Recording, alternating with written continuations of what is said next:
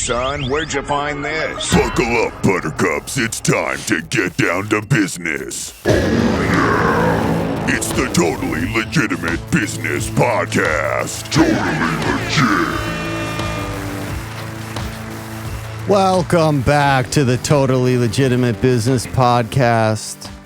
It's me, James, and we've got two very special guests here, Daniel and David. Of One of These Nights. They're here! Yeah!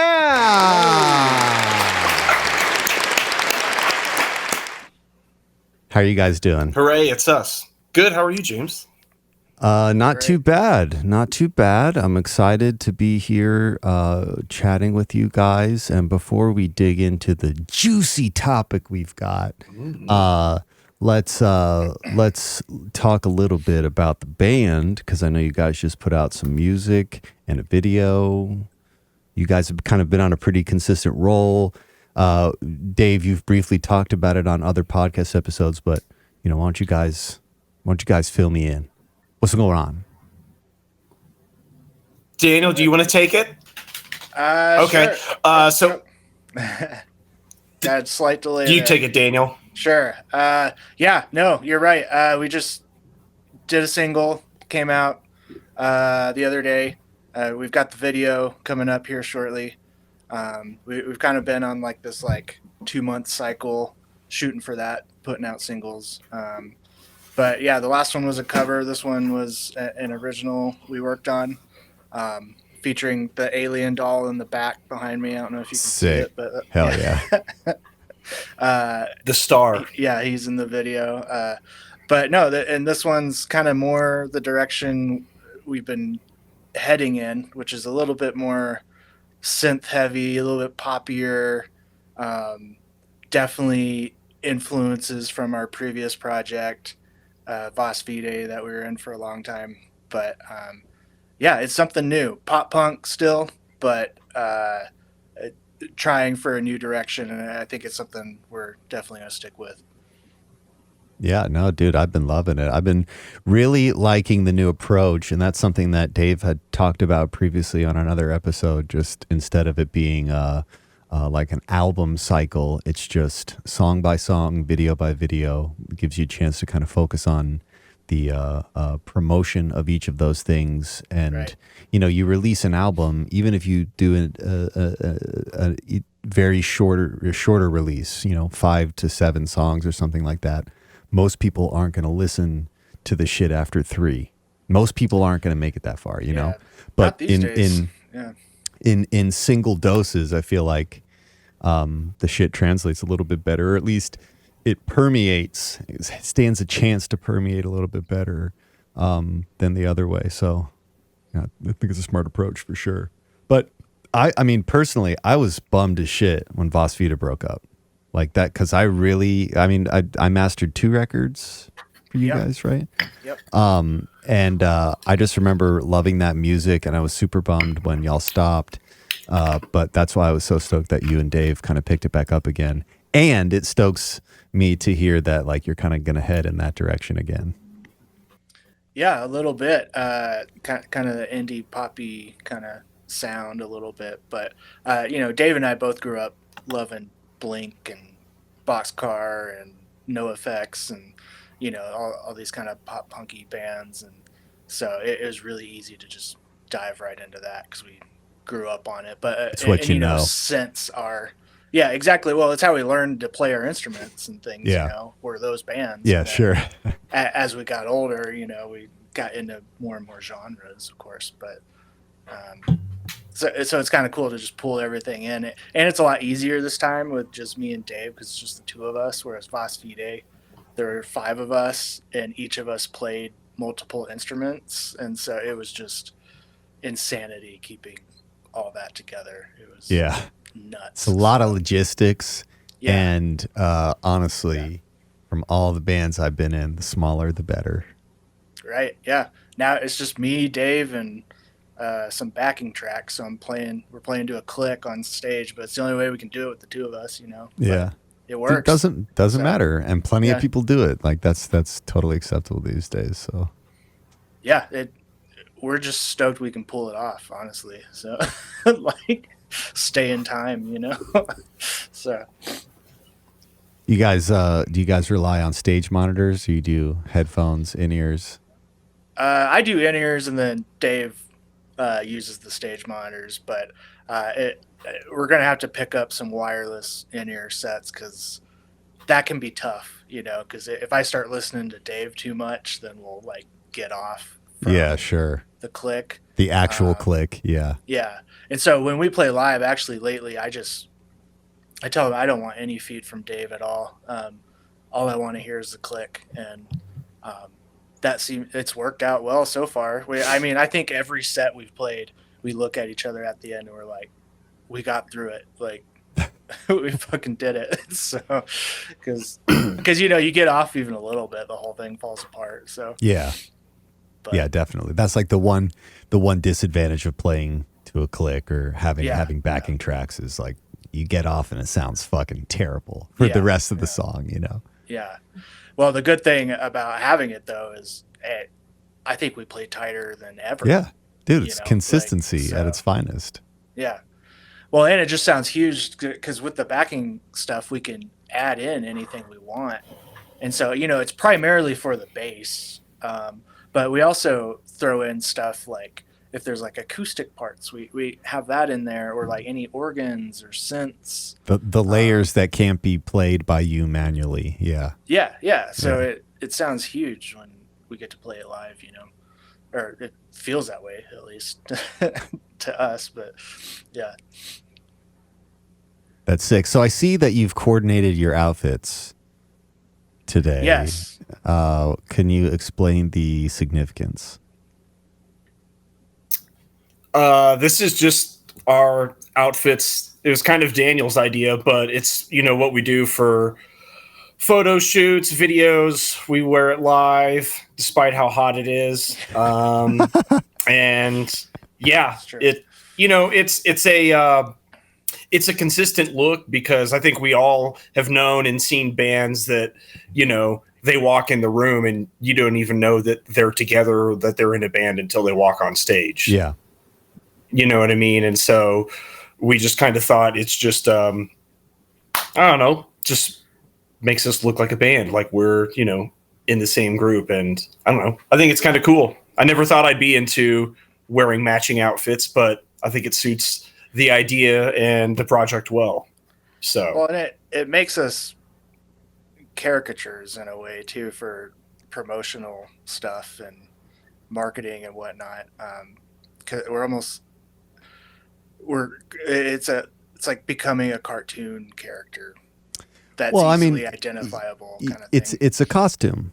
You've put on a costume. Right. Yeah. And there's the performance element of being in a band and performing on stage. The costume is fucking important.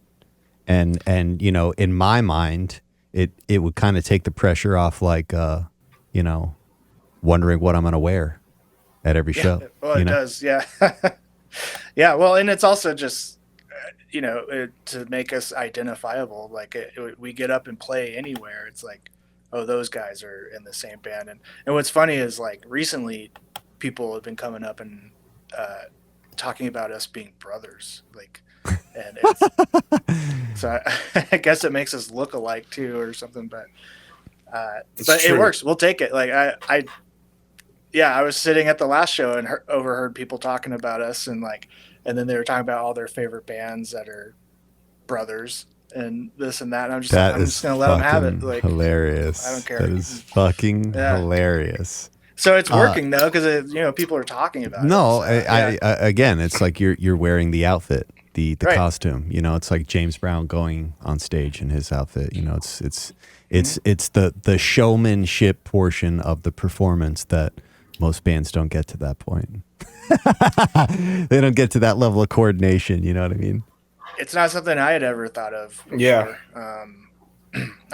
I got the idea from. I think I showed it to you, Dave, but James, I don't know if you've ever seen it. It's this show on YouTube called No Cover, and it has the guitar player from Animals as Leaders as one of the judges, and maybe I have Cooper. seen clips. Yeah, maybe I have seen clips of this. Yeah, dude, it's an awesome show. I learned a lot about the industry just from watching that. It's like kind of American Idol-ish vibes, but it's all based around bands, and they're playing original songs. Yeah. And they have like the 4 or 5 judges, whatever. It has a singer from Bush too, like a bunch of random people. And but one Gavin of the things Rossdale? You that mean guy, 90s heartthrob Gavin Rossdale? that dude. Yeah. You mean Gwen Cheated Stefani's ex-husband? Yeah, who cheated on Gwen Stefani? they married? Yeah, dude, for a long time. I think they have a kid. Oh, I didn't know that. Actually. Yeah. No, she's with the Blake Shelton now, yep. Yeah. He's from Blake my Shelton, hometown, isn't it? I Or what's believe. that the guy's name? Yeah, Blake Shelton. I might be wrong. I'm pretty sure he's from Ada, Oklahoma, though. That's where I grew up. But yeah. Okay, so how do these people connect to Kevin Bacon? Because we're close. We're like, What are your got 3 more degrees and we're there, I think. If I did my math right. Well, anyway, on that show, they mentioned there were some bands that they like didn't pass to like go on to the next round because of things like they were like, I can't even tell that y'all are in the same band. Like you're all different people. The vibe isn't the same. Like you guys like you're playing tight as fuck, but like the vibes are off. You don't have the image and whatever. The X and I was factor, like, that's something I never thought about, and it was around when, me and Dave were kind of getting this going and stuff, and we lost our bass player. And so it was just like, Dave, what do you think of like stupid matching outfits and just we'll become cartoons, and I think it works. I don't know. We'll see, we'll see how things play out, but it's little things like that, when you're trying to promote and market yourself, like it's details. It's easy to overlook. Yeah. It's detail shit. And the detail, when you get to the details, it means you've already got a firm grasp on all the other shit. And people who have the details together, that's who gets people's attention. Because they have the foundation of what they're trying to do, all their pages, their socials, their PR campaigns for every release, or how they want to keep up the momentum in between releases. Most bands don't ever even get to like organized in the core shit. The detailed stuff, dude. I've worked thousands of fucking shows, and the shows that are fucking buttoned up are always better. Music I don't like. Artists I would never buy their record, but their show was goddamn good because whatever they were trying to project, they nail it perfectly. Lights, costumes, the order of the songs that they play. That's like the real nitty-gritty component of showmanship that most people never get. They never advance the thinking they have to be on top of that as well. That's the X factor shit. That's what makes you stand out from the other bands that you play with at any, venue or festival. It's true. Like you can't just like put out a song or an album or something and then just go, that's it.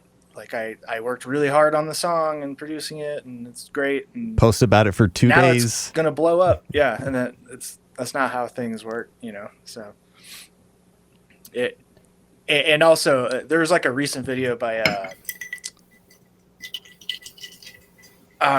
what's that channel called? The guy, something punk, and he like reviews. Oh, Punk Scholar. No, that guy, Ian McKinty. Oh, the Punk Rock Yay. Yeah. There you Finn go. Punk Minty. Rock MBA. Right? Yeah, Finn McKinty. There we go. Finn, yeah. I was watching one of his videos the other day, and he was talking about how, metal has kind of lost its charm, and there's a reason.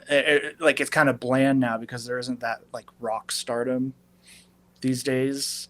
Where he's like, as much as people might dislike him, like someone like Fred Durst, like there's a reason they're so popular, and it's because they stuck to an image and they doubled down. They're and they're eccentric, and exactly that. And that just doesn't happen now in the days of Gent and like it's all almost more like a circle jerk of just guitarists one-upping each other. Well, but it always, like, the way I've always looked at like that portion of the subgenre of metal shit, I've always looked at it like boy bands, right? So a metal band comes out and they're the X Factor band. They're the band that doesn't sound like anybody else. They're the band that is doing the thing.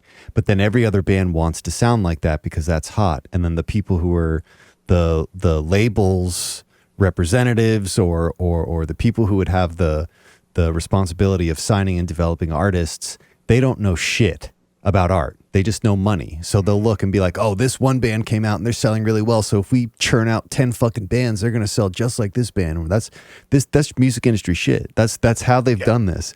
Boy bands were just another example of that. You know, there was one that was super successful and then there was a million and now there are fucking none. Maybe One Direction. Are they still a thing? I don't know. Doesn't matter because the insane popularity of that being the only thing on the radio that had a time limit on it. I feel the same way with a lot of the general complaints about metal. I feel the same. It's just very few bands have that. It's one out of like 1,000 bands that comes along and leaves a sonic imprint on a genre that things like branch from. His point was just that it's not, mainstream anymore. And also I need to clarify, I love gent and all that. So it's to me, but I get what he's saying, that it's not, it's not like the new metal days where, Korn and. Yeah. Well, I mean, and any band, like, they're up against so much more now. Like back then it was relatively simple. You just had to get your band on the radio or TV. And that's how you would reach that hundreds of thousands or millions of people. But now it's the channels. The music industry is nowhere near as strong as it was in the 90s. That's the first thing. Like the amount of money being spent by the labels to produce artists and records is way less than it used to be. That's the first thing. But the other thing really is, there's just so much. There's so much. It's impossible. It's very difficult to get it to the point where you put something out there and it even has the ability to break through what one person sees in one fucking day across a million different social media platforms. I don't know. Like Limp Bizkit, they came around and there wasn't anything totally like them, and they were so eccentric that they fucking rode a wave, and they're still they're riding the other cycle of that wave now that the fans that they had back then are older and are nostalgic. Well, you make like really good points because I think a reason for all of that really is technology, because music, with streaming and everything, and so that kind of gutted the industry, and the production, Napster, of course, and but even the production, because technology is there where everybody can do it themselves now, including us. We do everything ourselves. Yeah, and dude, so right there with you. Yeah, that's the way to go.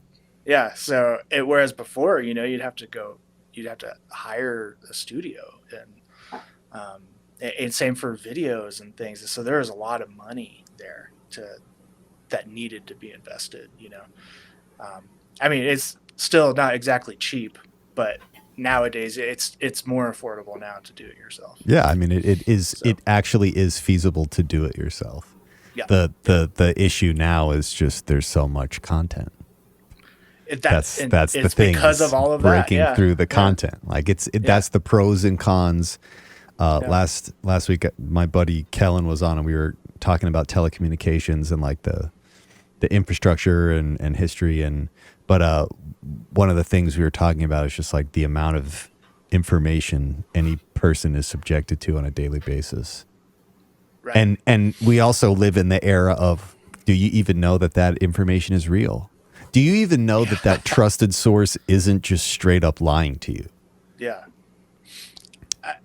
And we're all guilty of it too. It's like you just mindlessly scroll through shit, and it's part so of easy the society. To something great, we were the experiment on that front. Number one, we were the experiment, but It's pros and cons of living in this society. We are immediately connected to anyone in the world, whatever information we need or want.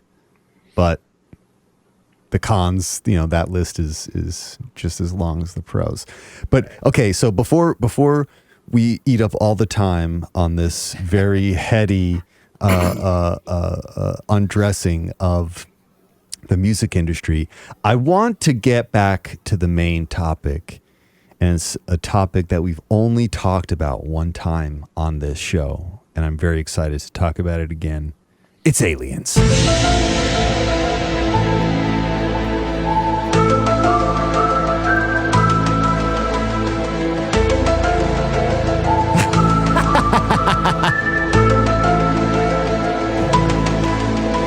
That's incredible. I love that. Wore my special hat today. Nice. Super appropriate attire. So let's just, there's two things I want to ask you both before we dig into this. And it's, of the recent shit that has happened, did you guys watch this press conference? Oh yeah. The Stephen Greer. Okay, cool. Yep. And then I'm sure you also watched this thing. Mm-hmm. Okay, cool. Okay, then that is what we will spend time focusing on. Now, what I found interesting is that the Stephen Greer thing was for the National Press Club. Stephen Greer's done a bunch of really pretty epic press club presentations for the past 30 years now. But this one's the most insane. This one's fucking unhinged. Every single person's story in this shit is you're just like, what? Yeah. What? So let's just unpack this one a little bit. Dave, have you seen either of these? Just little bits of it, definitely not as much as you guys have, but I'm aware of what's going on. I've been keeping up with it very little, but I don't know. I'm excited to learn about it from you guys. Well, let's get you fucking clarified. Up to speed. Yeah, let's get you up to speed. That's so right. Daniel, go ahead. Let's Teach have me. your opening thoughts on this press conference and anything you want to say about it. On that press conference. Okay. Well, my favorite story, I guess, of everyone that went up for that Stephen Greer press conference would probably be what's his name? Let me find it. Michael Herrera. Oh, the first guy? Yeah, or the second guy? Yeah.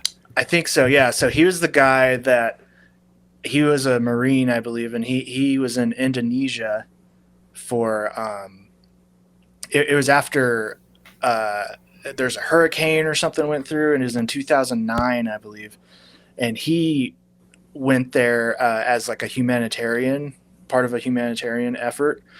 And so he and I think it's 5 other guys or something were sent to go do something. I don't remember, but they're walking around in the jungle, and then they come across this craft just floating in the middle of the jungle. Yeah, that exactly. And there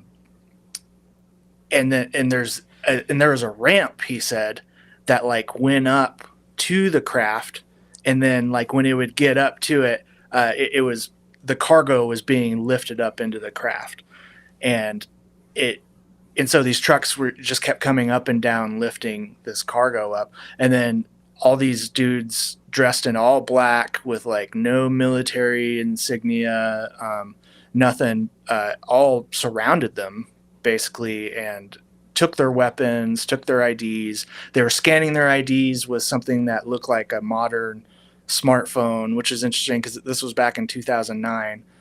They took their cameras, their phones. They were threatening them the whole time, and they all had American accents, which is interesting. So they, Well, he even says he's they had American gear. They were American. They were. This was an American thing. And their gear was better than theirs too. Yeah. They were amazed.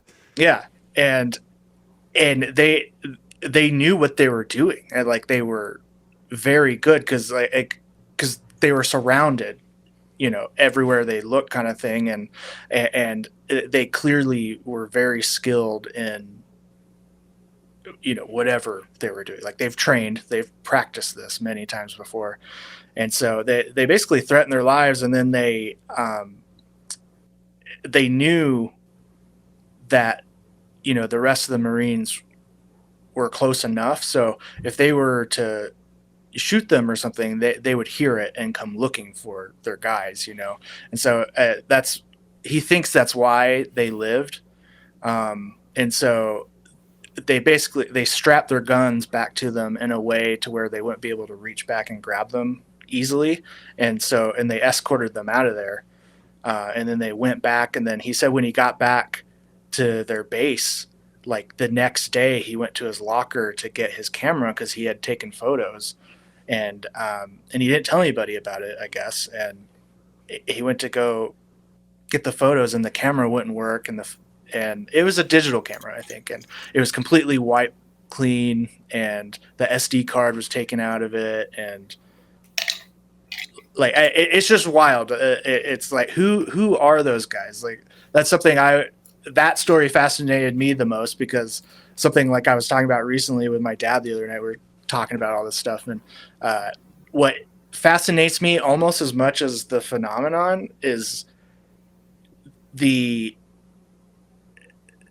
like special access program, whatever it is, that this military force, these men in black, like how do they always know where and when these events are happening, and and they always show up, they sweep everything under the rug, they have everybody sign NDAs, like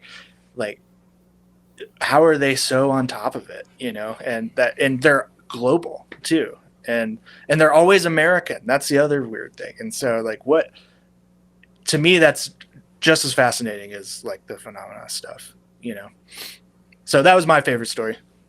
No, I would agree. His story is pretty excellent. He goes into great detail saying he thinks they were smuggling guns and drugs. Mm-hmm. This container thing is specifically in this image because he said it had like a vacuum seal thing on it, and he was convinced it was taking drugs. And potentially people. They think maybe human trafficking. Yeah. Illegal operations. Now this is real. Okay. Now I don't know about his story, but what I'm about to say is real. This is a thing that covert aspects of the intelligence community of our country, and probably other countries, have done, but definitely in our country, and it's typically done to usurp congressional oversight, which is what that other press conference is about. But this shit is like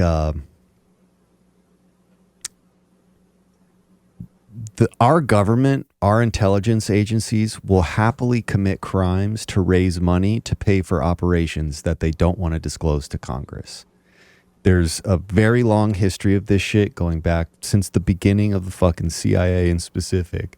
But the Iran-Contra affair, Mm-hmm. that's how they were paying for the operations that they were doing, was by taking guns down there and bringing cocaine back, and then using the proceeds from the cocaine to fund the shadow fucking wars, so they didn't have to answer to anybody because taxpayer money was being spent. Now that other press conference is kind of focusing on the fact that Congress was lied to about how money was going to be spent. They were told it was going to be spent on something, and instead it was spent on these secretive programs with, no real oversight. And that's where a crime would have actually been committed.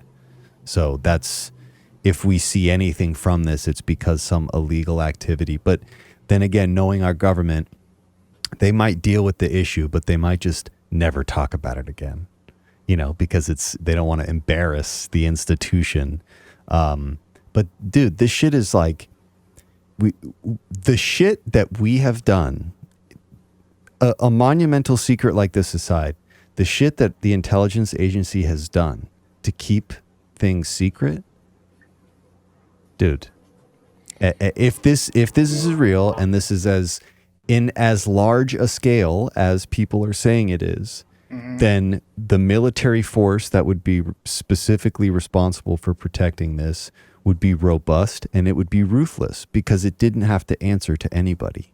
These are probably either people who are military or are ex-military and are working for a defense contractor like Lockheed or Raytheon as the security for all of the shit that, if there's a scenario where we've recovered craft, we take that craft and we would give it to the people who develop space plane technology and see if they could reverse engineer it, like Lockheed Martin, Northrop Grumman, Boeing. I mean, there's like a million fucking different defense contractors.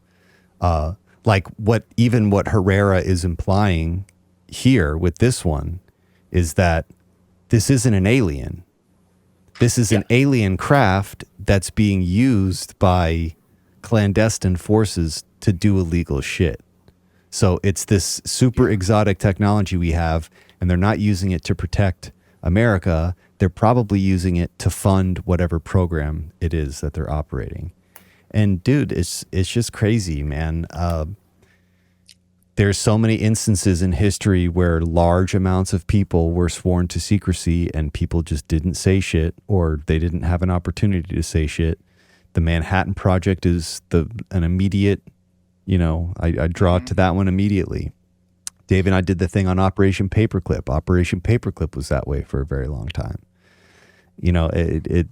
Some of these people actually think that they're doing something for the betterment of the country. Some of these people are just following orders, and the people who are actually responsible for organizing any of this shit they don't give a fuck.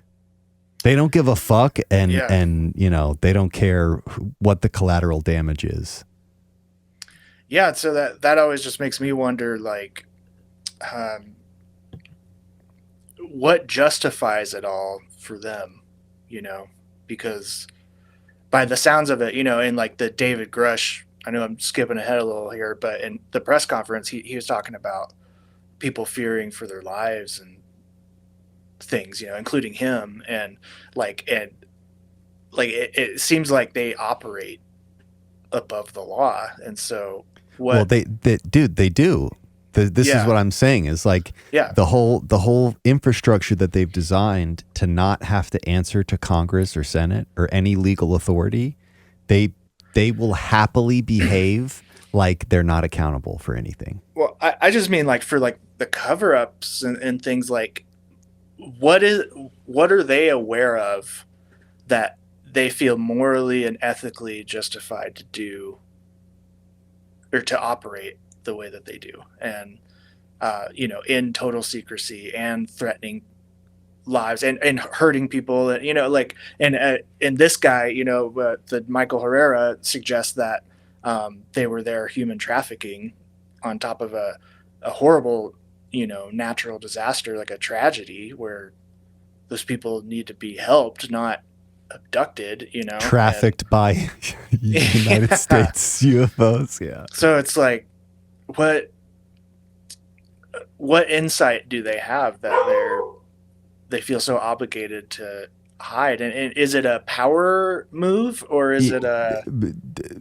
Yeah, I mean, especially like when have you ever seen Dr. Strangelove? No, heard of it though. I'm gonna recommend that you immediately watch Dr. Strangelove, and it's a very sarcastic take on what the Situation Room would look like on the eve of doomsday. And it's a sarcastic take, but it's really not that far off. These career colonels, generals, career brass motherfuckers, everything is a threat. Everything must be destroyed. This is the military mindset. Right. Like those guys are always the people at the table saying, bomb it. Everyone else is like, oh, humanitarian relief. Maybe we open negotiations. Bomb it. That's always their response. So for two reasons, I see immediately why the level of seriousness and secrecy would be taking place. And even just like, bro, they used to say, I can't confirm or deny that Area 51 is a real thing. They used to say that. It took a president to be like, it's a real thing, it's a real place. But for the longest time, they just pretended like they didn't know what we were talking about, and people were just okay with that. There's nothing we could do. There's nothing we could do to force that acknowledgement. But this shit is like, it's billions of dollars. There's something going on outside of this planet. There's something going on, okay? And they don't want us seeing what's going on out there. For some reason, they are concerned, and this is 100% representative of the types of narcissistic and sociopathic fucks that would find themselves at the top of the food chain in programs like these. Yeah. The people, we're a threat. The people are a threat. If the people look up in the sky and see a fucking alien and have to come to the realization that their entire existence is a lie, their religion is completely wrong, that their fear is that would be so much for people that it would disrupt the order and chaos would ensue, and there'd be people overthrowing governments all over the world and blah blah blah blah. The ironic part about that is that at least in America, 50% of the population they're not going to die on the cross of religion anymore. They might have been religion's a part of their life, but it's not necessarily, they're not as hard line as people used to be. Most people accept the idea that maybe we're not the only life in the universe. I personally feel like this would not be so shocking, but to career brass military fucks at the top of shit like this, that would be whether they believed it or not, that would be a justification. Anyone who knows about this must be killed, because this can't get out, because if this gets out, it's going to disrupt the order. People will stop going to church. They'll stop going to their jobs. It's going to be anarchy in the streets. We're going to have to start nuking major cities just to get rid of the zombie population that's trying to... You see where I'm going with this? Well, and I've heard too, like they say like, if the technology were to be released, the economy would collapse, and that would be, the end of the world as we know it. Darn, what a terrible thing that wouldn't, because it's so great right now. How bad could something better be? Well, and I think that's... Sorry, go ahead. Oh, I was going to say, well, isn't that's where they say that's where we get Wi-Fi and a lot of that in technology that from back in the 50s when Eisenhower met with, the aliens and everything like that. And Roswell and stuff. Been leaked. Yeah. Sure. So I guess, I don't know, some of that's maybe some soft disclosure of some sorts. But James and Daniel, I have a question. You mentioned, things from outer space. One point of the argument that I want to bring up is what's your take on them not necessarily being from another planet, another world or solar system, but them being interdimensional? I mean, when we talk about this shit, we have to accept every possibility, right? And I'm saying that because I also think with this conversation, you have to entertain the idea that maybe this is all a psychological warfare operation against us to make us think there's a UFO threat, and there isn't really a UFO threat. They're trying to get us riled up so that we behave a certain way, when in reality, most of these are our craft. And if you see them in the sky, it's probably our shit. Or none of it's real. But honestly, at this point, it's getting hard to say that none of it's real because there's so much video documentation of it.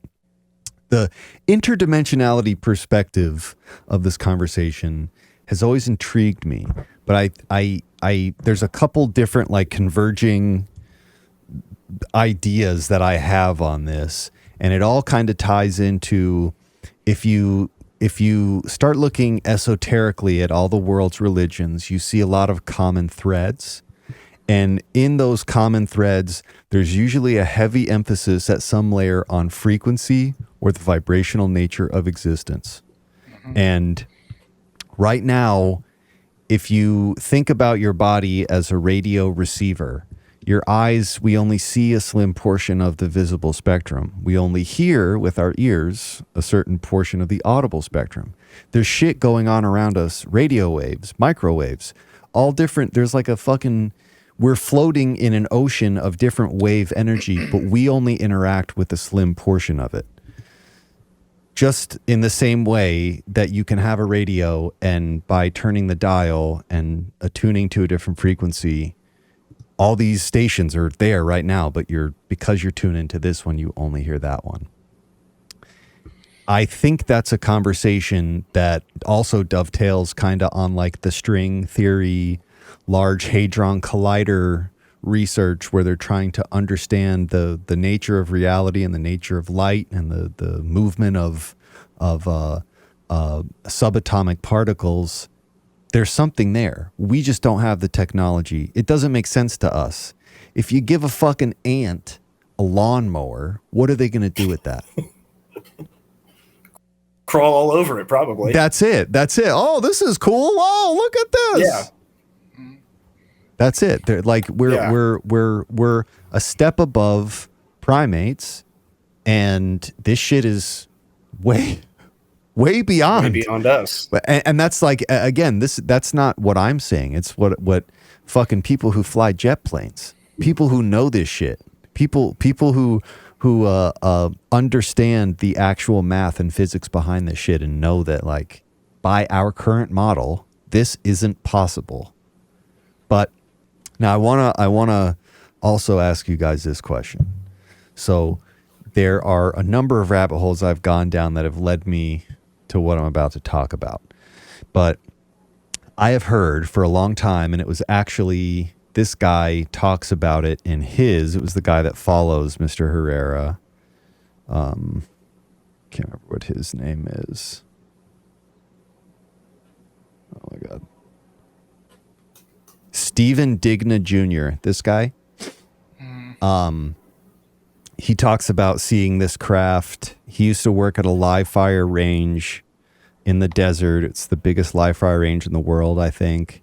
And he said one night they were conducting an operation, and there were these two guys from Raytheon, which is a big, huge military defense contractor. And he kind of implies that this was a Raytheon craft, but from his perspective, he thought the craft in the foreground was actually a hologram projection from the craft in the upper right corner. So I missed that part. I've also heard a bunch, talked about a bunch when I have gone down the rabbit holes of like microwave antenna arrays, like HARP and IceCat. There's this idea that possibly some of what the shit that we're seeing in the sky is hologram. It's a projection. It's very advanced magic with the core principles of physics and science. I mean, I guess what I'm trying to say is that with all the technology we've seen in our life and with all the known technology that we know exists, the shit isn't that crazy to me anymore. It's just not like to think that we could be projecting some of this shit in the sky with the crazy infrastructure of satellites and massive antenna arrays and even just like assets that we can put in the air, like actual planes with who knows what kind of capability. We have to keep an open mind there. And so with the interdimensional shit, I'm not that smart. So I don't think I found anyone that isn't kooky explaining it in a way that even remotely sounds like it's scientifically accurate. But I also just think we haven't developed the language to articulate that point in the same way that it took us up until now to develop the language to describe physics as we know it. Which I guess, and this is kind of like the big point of this. This shouldn't be secret because this will change life for everybody for the better. If we have some kind of limitless energy technology, we can really benefit from that. Like, if we have to reestablish some kind of new normal where everyone has to do a little bit less because we are harnessing some previously unknown energy source, I don't know. I think I see the scientific frustration as to why this shit is being withheld from us as aggressively as it is. Yeah, we as normal people would gain from the release of that, but the elite, whoever is in the know and behind this, clearly wouldn't, or otherwise we'd all know about it by now. Well, right now they're the only ones benefiting from it. Yeah. So if they open it up to us, that's that sucks. Well, and I want to go back to, like, you mentioned, like, the hologram thing, and also it's tough to tell what is alien and what's ours, what's human, man or man-made. I don't know if you guys have ever heard of this guy named John DeSouza. Yeah. Here, I'll pull up a picture. Yeah. So he's this former FBI agent. Basically the entire first series of X-Files is based on cases that he worked. Somehow it got leaked. I don't know. And he says it wasn't him, but he has a book called The Extra Dimensionals. I haven't. Oh yeah, there it is. I haven't had a chance to read it yet, but I've heard him talk about it in interviews and things, and he talks about basically the conclusion he came to after, I think it was like 29 years in the FBI researching these X-File cases and these paranormal cases, and he said he thinks there's like some kind of cabal, like elite cabal, that is going to create a like end of the world scenario and using these man-made crafts. A false flag alien attack kind of situation. Yeah, exactly. Which is the only other time I had ever heard about that was, I think it was Alex Jones on the Joe Rogan podcast had mentioned that, and I was like, man, that dude's out there. Like he's going really far with it. That's a thing that I remember even seeing that shit in like the early 2000s. Bob Lazar, like 90s shit. George Knapp. Really? Yeah, Okay. like that. Yeah. That has been in that world. A common conversation was there's going to be a staged alien invasion, and that's going to be the excuse to consolidate populations and justify the control of the population by various means, but none of it would be real. The aliens don't care. They're not in on it. It's just a fucking ploy from some, again, elite cabal of super powerful individuals. Well, and that's what John DeSouza says, like there's been no evidence of hostility from these aliens. Yeah. I might have it wrong, or whatever they are. Maybe he said there have been cases of it, but as far as I remember, but when there are attacks or any kind of hostility, it's humans piloting the craft. And we're the ones that are afraid. They're not afraid. Yeah. They'll just disappear. We're the ones that are afraid. Out of there. Yeah, they don't care. Well, it makes me wonder, what agenda, this phenomena does have, and, are they all, are some of them malevolent while others aren't, or like, is there some, it gets me to like an existential point, like of, like maybe we're all like life in this dimension is just, we're all part of a play and we're acting something out, almost like in Buddhist thought, like, and what do they have to do with that? What are they running this play? Is this something we're prisoner to, or is this some kind of experiment? Is it, but we can only think within this one dimension, and with our tiny little monkey brains, so and so maybe what does this, this group, what do they know about that? What do they, is there something they understand? What they have, dude, is context. The people who won the wars wrote the fucking history books. And it's only those people that know the true scope of the story, right? Because the other person, their history got erased, right? And I think the story that we are familiar with the origins of our species and life on this planet, it's not right. It's been heavily altered, or at a bare minimum, terribly misinterpreted. And things are buried. Yeah. Well, and destroyed. Like back in the day, if you make your house out of straw and wood, that's not going to survive 10,000 years. There's going to be no fucking trace of that. And I think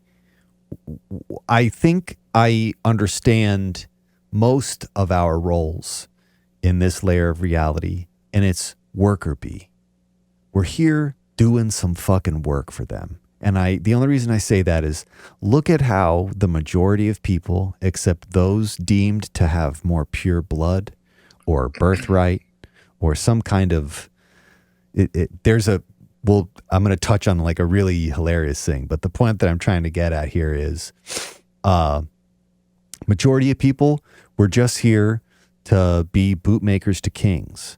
And whether those kings are humans or aliens, it doesn't matter, because that's the highest that our life is going to be. Even in the scenario where like we do a thing and we make a ton of money at it, we're still going to be somebody's servant. We're always going to be somebody's servant. So I think if there's any purpose to our existence or connection to extraterrestrial beings on this planet, we're just doing some work for them. We don't know what it is. Maybe we're mining something. Maybe we're developing some kind of outpost for them to serve some kind of purpose. Who the fuck knows? Doesn't matter. We're never going to know. I'm never going to have fucking, the top tier classified security clearance. So this is a strange one. Okay. So let's think about the story of Christ. Immaculate conception. That's just artificial insemination.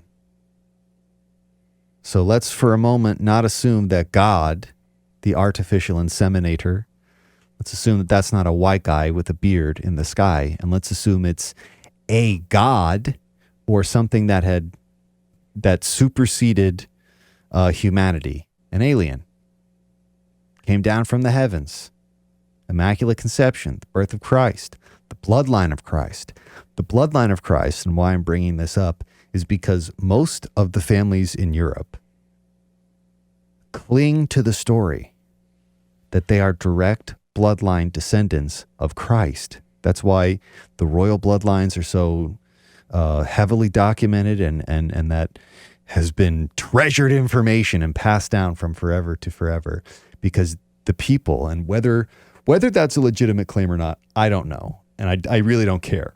But either way, these people think that. They think that the blood inside them is more pure because it's got some of that good alien drip in it. And the rest of us, we're just plebes, we're servants. Our purpose is to serve. We are expendable because our blood is not pure. This is really how these people think, especially the fucking European royals. They've heavy documentation of how they think about the serfdom. But the same could be said about any ruling class in any country of any race or nationality. This is just a human behavior to want to come up with any fucking reason to make yourself better than somebody else or superior to. it's like a law of nature thing, a jungle rule. As we are just, creatures on this planet like any other creature on this planet. But that's something that's always tripped me out. And there's a few people that I found who have expanded upon that in more meaningful ways. One of them is this guy in Switzerland. His name's Billy Meyer. He's a hotly contested UFO contactee, but he's got some pretty crazy documentation. And in general, he just lived a really crazy life. But this shit is baked in. Like, look at all the fucking ancient stories, dude. All the ancient stories. Like that DeSouza guy. The history that we know is not the real fucking history. Well, I mean, you saw how Graham Hancock kind of got shut down by the mainstream almost immediately, when he had that documentary series come out on Netflix. Oh, Ancient Apocalypse. Yeah. Well, and then, like I said, in that DeSouza, the FBI agent guy, I think he was saying, that cabal comes from as far back as like Sumerian times, and like through history, they've kept this elite secret organization like as far back as written history. And it's just wild how I go from like Alex Jones is nuts to, I still think he's a little bit nuts, but like he's definitely nuts. Yeah, there's no debate about that. To like, I can't believe he said that they're going to fake an alien invasion and then spending years reading all this stuff. And now I'm like, that's not like so far off, you throw enough shit at the wall and some of it's going to stick. And Alex Jones didn't used to be like this. There was a very long time where he was a pretty reasonable individual. It's just at some point he became fucking nuts. But he became a character of himself. Yeah. No, for sure. He became the character Alex Jones. But dude, that's not even hard to believe, because the Egyptian bloodlines can date back to the Greco-Romans. They were alive at the same fucking time. The Egyptians probably came from the Sumerians, and the Greeks and Romans went on to fucking rule Europe in a million different, subfamilies. And this is some old school shit. This is like some druidic shit, ancient shit. And the people that come from the families that consider themselves to be these elite lines, like they really do think that. They really think my blood is more pure. I have the alien blood. I have the God blood. Yeah. Anyone who gets in to any kind of leadership position that is not agreeable with that secret agenda, like I think like the whole JFK conspiracy is like a great example of, someone coming in and going, wait, what are we doing? Like, why can't peace be an option? And I think whatever this elite is, is controlling this military industrial complex around the world. And I think it's all, there's elite in every major country and superpower. Yeah. And they're just waiting for the right time and building up to that time. And maybe we get to see some of that in our lifetime with all this disclosure and stuff going on. What's the agenda here? What I have heard a fair amount. The reason that we're hearing the amount of disclosure that we're hearing now, which really started in 2017, thanks Tom DeLonge, pop punk hero Tom DeLonge. The prevailing theory is that this is the 10-year rollout. So the weird shit's probably going to happen closer to 2027, the back end of the decade. But that they're prepping us. That's what's happening. Like the bottom line with any of this shit is even that press conference, David Grush talking to Congress and Senate, somebody had to approve what he could and couldn't say. The government still approved what he could and couldn't say. Mm-hmm. So like this, I guess what I mean to say is they're controlling the flow of information. they're doing this, right? Controlling the narrative per We're usual. not doing it. Yeah, they're rolling this out. They have complete control of the narrative, and from my experience, their track record, they can't be trusted. So you have to be like heavily skeptical. There's another character in this field. His name is Richard Doty. I'm going to pull up a picture of him. But Richard Doty is known. There's an excellent documentary called Mirage Men.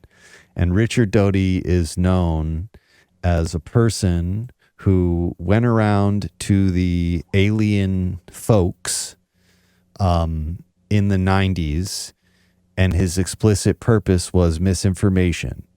So he had access to and knowledge of legitimate UFO shit. He would show that to people. But mixed in with that, he would show them bullshit, fake shit, easily debunkable shit. But he, being a member of the military and being a trusted source of information by these people, they took what he said, they would disseminate it, then somebody would shoot down the bullshit shit, and then it would immediately discredit the whole thing. That was his job. Right. He just went around to the people who were big in the alien sphere and planted the misinformation. They've always controlled the narrative. So I'll go back to what I was saying before. This is why I think it's important to keep every option open, because it is very possible that this is all a bunch of bullshit. It's not that people aren't seeing shit. It's just not what we think it is. It's a complete misrepresentation.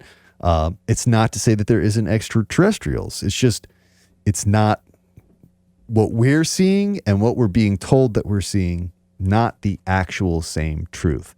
They don't ever like to tell us the whole truth. They'll tell us some begrudgingly. If a reporter leaks some shit, we'll hear about it.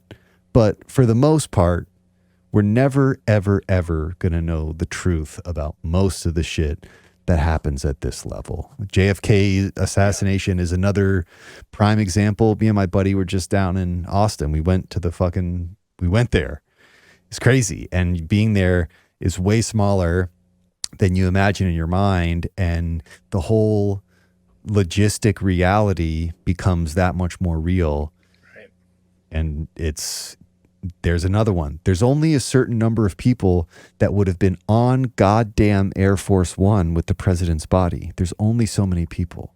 There's only so many people that would have had access or the ability to pull something like this off. And it's probably our government, right? And the reason that they're being so secretive and have always been so secretive about it is because it was probably people that everyone would have been familiar with in our government.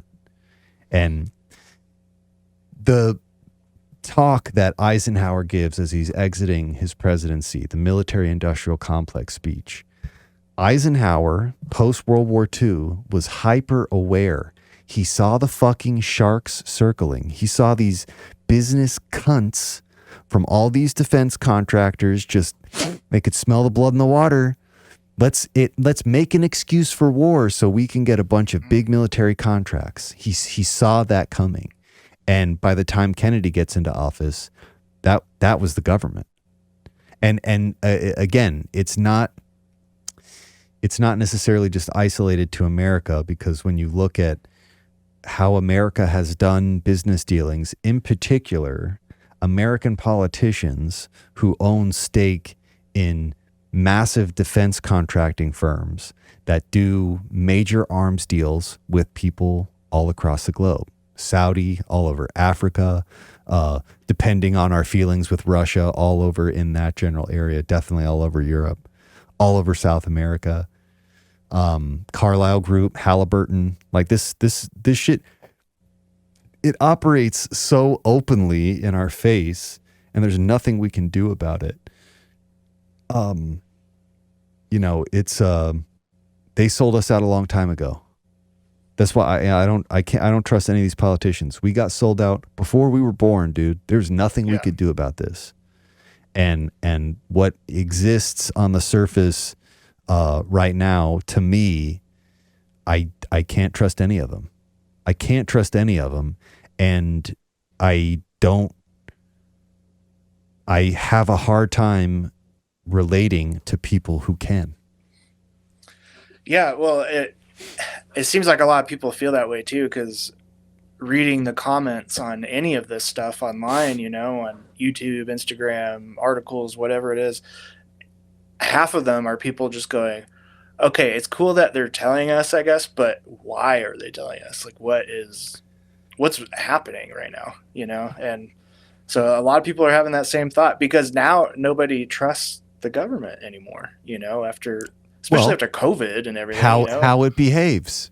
How it behaves. When you start taking a cold, hard look at just the known history, it ain't good.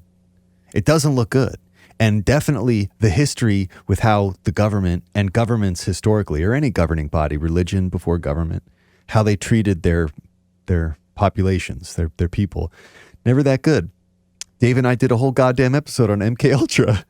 Oh, yeah. It ain't good. It ain't good. That's why everyone is so secret about this. And if we saw the unredacted documents, guillotines in the streets, I'm telling you, that's what would piss people off. Not that there's aliens. It's that the government has been using us for so many, as the ends to so many means for so many different things, for really just the enrichment of a specific class of people that have kind of always been in charge, going back to the fucking Mayflower. What do you think of Tom DeLonge then? Do you feel like he's a pawn for all this? Maybe. It could be another Richard Doty situation, in the sense that they knew, here's a person who has a very large platform with an alternative audience. They'll probably be the most receptive to this information. Some of it's real, some of it's not. I also think that's why he writes fiction books, and he isn't releasing real information. He's not doing dissertations on specific documents that have come out, or the whole infrastructure of, what is the thing, To the Stars Academy, right? Mm-hmm. It's all fiction novels. And again, because so much of this, who knows? I don't doubt that he's seen shit. I don't know if that shit was real. I mean, the shit that was shown to him, whatever he saw with his own eyes is what he saw with his own eyes. But something like a government official comes to him and shows him something, who knows if that's real? Because the government has set a precedent that they'll literally make it somebody's job to go around spreading misinformation. That's what the CIA does. That's like a third of their purpose, is to just control the fucking narrative, disseminate misinformation and actual information, and make it so muddy that nobody can tell the truth. And dude, they apply that. They've always applied that to us. And I'm not saying just America. I'm saying that has always been applied by the ruling class to the subjects. It's control. They need control. They are scared of us because we have the numbers. That's why. And it kind of goes back to what I was saying before. The only way we're going to unite as a country and as a people is if fucking aliens come down. They understand quite clearly that the existential threat must be so great that, just like with 9/11, will happily give away any semblance of freedom or autonomy that we have for security. And most people will. That's the sad part. Is we can talk about this 10 years in advance and say this is going to be this fake shit, and it'll still happen, and people will still react that way. Yeah. But not this is with our tinfoil hats. We'll be and this I don't believe it. But honestly, this is why this information needs to be out now. We just have to always take everything. Consider the source. Consider the source whenever you're dealing with this shit. Consider the fucking source. And other countries aren't quiet about this shit. Other countries have openly talked about UFOs, UAPs for decades. America's the one that's always so mum. And it's because America's keeping a dirty little secret. There's a lot of dirty little secrets we have, but honestly, I've looked a bunch into even just the surface level of the black budget, which is the portion of the defense budget that isn't disclosed because it's classified programs.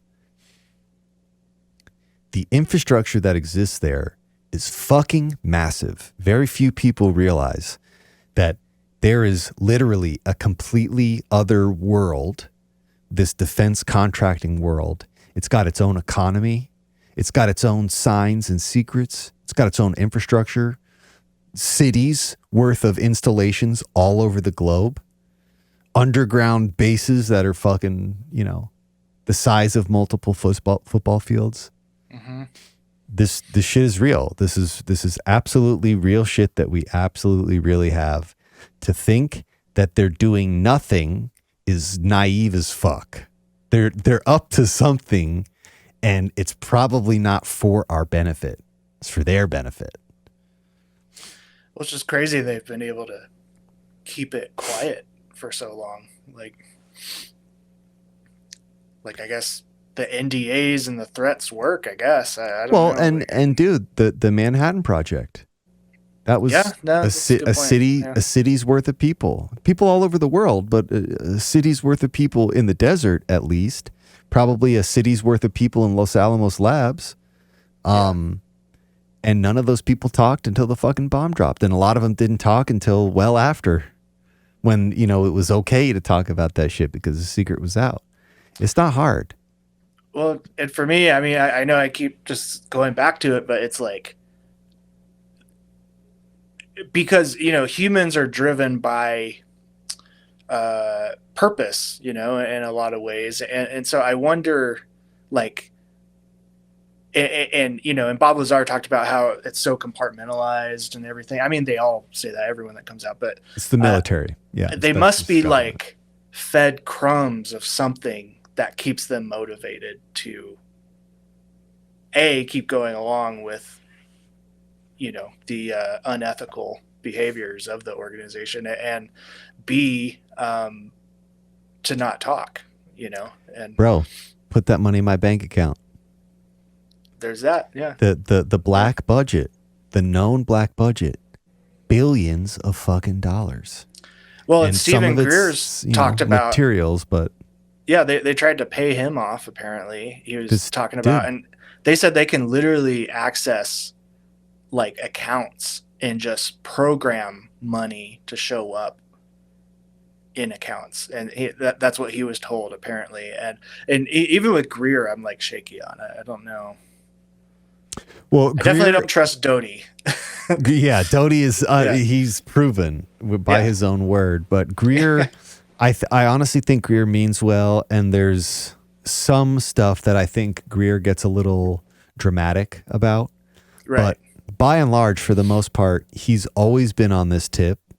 He's very rarely been by the people that do know what's up in the military who are willing to talk about this shit. They've always kind of greenlit Greer. And the bottom line is Greer has probably briefed every fucking president. Like this guy has been doing this shit for 40 fucking years. This isn't like he's dramatic because he's a showman now, because this is his job. Well, that's what I was going to say. I don't think he's lying on behalf of any like government entity or anything. I do think he exaggerates though because of his own ego. To capture, that's the vibe I get, capture the attention, to get the clicks, to get the views, to get the soundbite. Yeah, sure.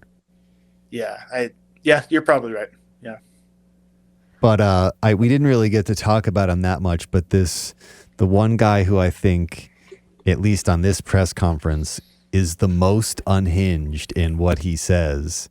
This guy wasn't. His story was very sad. I think he was like a contractor who was going to do some work on a military base, a secret military base, and he saw something he shouldn't have, and they basically ruined his dad's life and then ruined his life. And then there's this guy, the guy who was in Antarctica. Yep. This guy's story is fucking crazy. But one of the things, I don't necessarily believe 100% of what this guy thinks about these programs or these things that were there. But this satellite array that he's talking about, 100% real. Yeah, there's images of it on It's 100% real. their It's website. Yeah. verifiable. They talk about it in the same way the Air Force talked about HARP and being able to instigate the Aurora Borealis. 100% real. And to think that we have that $1 billion toy down there and we're not playing with it, you got to be stupid. Like, you really have to be the most naive person to think that we've spent all this money to develop all this crazy infrastructure and technology, employed thousands of people, willing to fucking kill or ruin somebody's life if they disclose it. We're using this shit for something. And you know, again, the reason that it's so suspect is because of how the government is being fishy about all this shit. We're not being fishy by asking. We're just being curious citizens. The government is being fishy. Other governments haven't historically been this fishy. Like the UK, Nick Pope, he's like a really famous guy in the UFO scene. He was for the Ministry of Defense for the longest time. He was in charge of seriously investigating UFO claims for the military, for the British government was like, yeah, this is a real thing. We got to fucking acknowledge it. Canada, dude, Mexico for sure. Like all the other countries all around the world are a little bit more open to this. But the fact that our government in particular is so resistant to talking about it is like, dude, you're making it so obvious you're hiding something.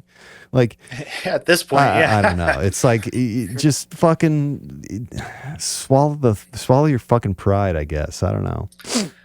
Well, I don't know. I think it seems obvious to us, but you know, my family and friends, they all know I'm super into this stuff. And so when that congressional press conference happened, everybody was like sending me links to it. Like, did you see this? And for me, it was like, yeah, I don't think they said anything that exciting, because it's like, it's stuff, you know, we've been reading about and seeing in documentaries forever. It's just, they're just saying it on a mainstream platform. Yeah. Now, you know, so, but for a lot of people, this does come as a surprise and gets their gears turning, you know. It's like, whoa, what is this? You know, special access programs and like, I never thought about any of this before. Yeah.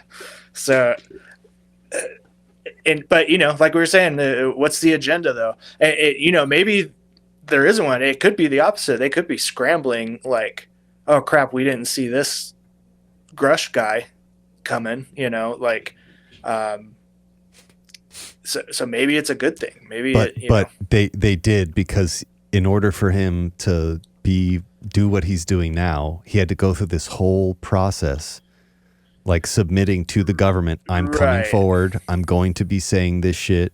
That's why he talks about in the press conference, they have a list. I had to submit to them what I wanted to talk about, and they told me what I could and could not mention in an open session. Right. Like this, even that, it's like it's he didn't just stop going into work and leak the story to the press. It was like a whole, they're letting him say what he's saying. That there's a reason that there's pageantry behind it, for sure. Yeah. That everything on this planet is a show, Daniel. And this is this is a fucking show. They're putting on a show for us. It's regalia. It's fanfare. It's just a fucking show. It's like the everything's a fucking illusion here. So, I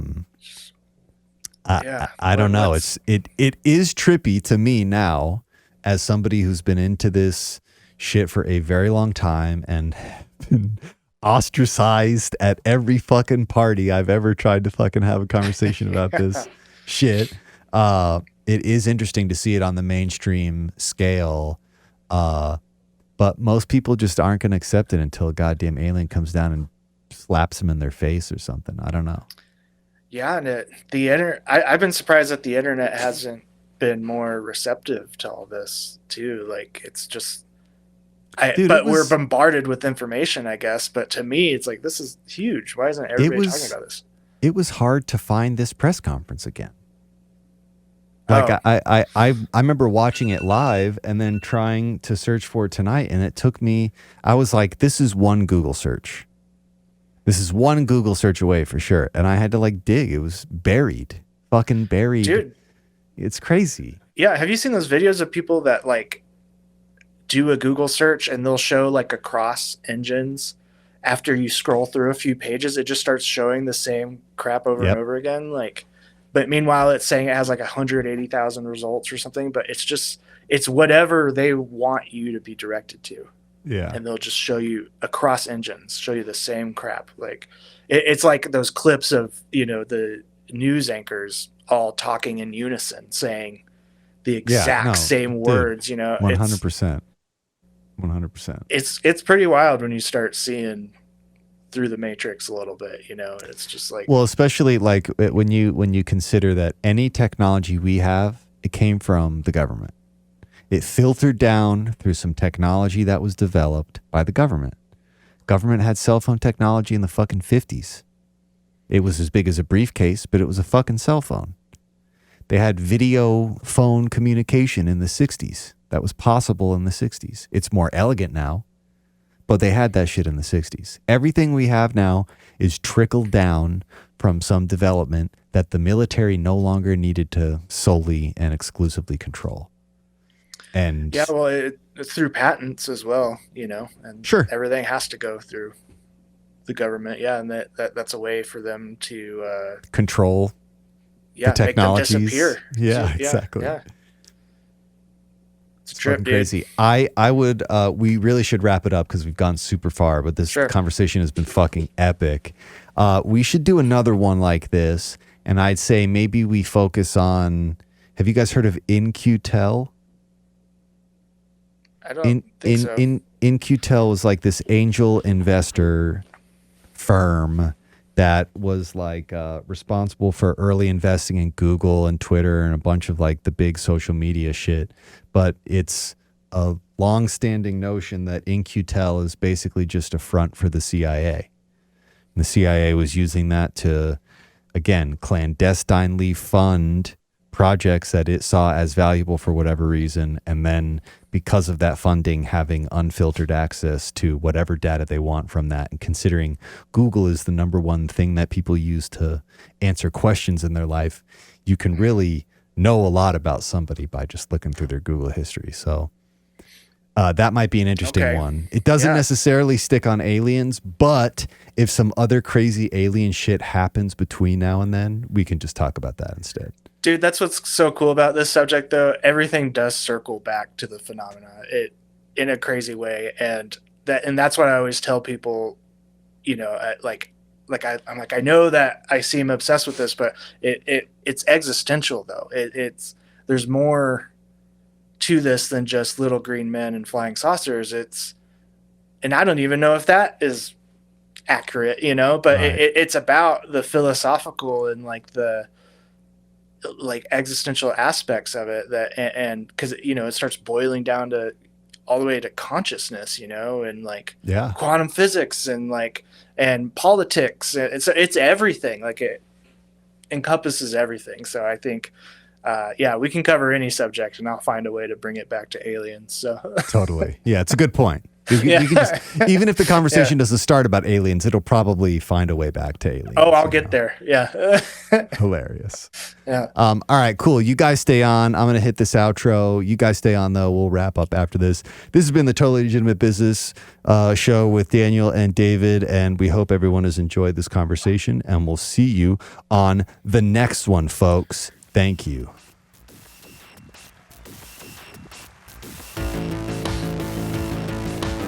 This has been the Totally Legitimate Business Podcast, The End, with your host, James Oliva. Executive producers, Clint G and James Oliva. That's obnoxious. Sound design, mix, and master by James Oliva. Literally no one cares. For more Totally Legitimate Business, subscribe to our YouTube channel at Totally Legitimate Business or add us on TikTok at TLB Pod. When will this end? Thank you for listening. Now get back to work. Move it along, buddy.